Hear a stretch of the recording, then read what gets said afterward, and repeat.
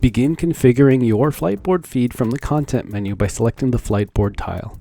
In the next window, you will see a preview on the left where you can see changes to your feed. On the right of the preview, set a custom name for your feed. Next, choose an airport. This can be chosen by airport code or typing in the name of the city. Click the Customize this feed button to make further customizations. From here, you can set the flight type. Available flight types are departures and arrivals. You can sort the departures or arrivals by city, airline, or time, and you can set the language of the Fliteboard.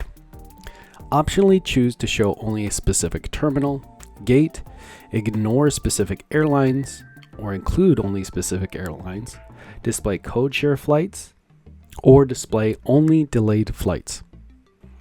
Set the amount of time that you want records to rotate, limit the number of pages, and enable or disable animation. Set the flight time range. Defaults are 1 hour in the past and 4 hours ahead. Click to choose a style from the preset style buttons, or click the custom style button to make further customizations to your Fliteboard. Available options are preset fonts, colors for background, row, delayed status, intro text, and intro background. Choose an intro style, an intro background, and message.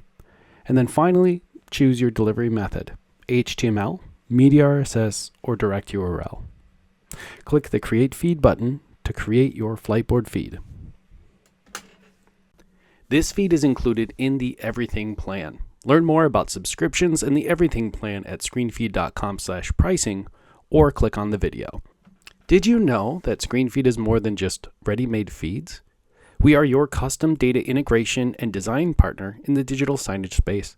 Learn more about our full-service creative engineering at screenfeed.com.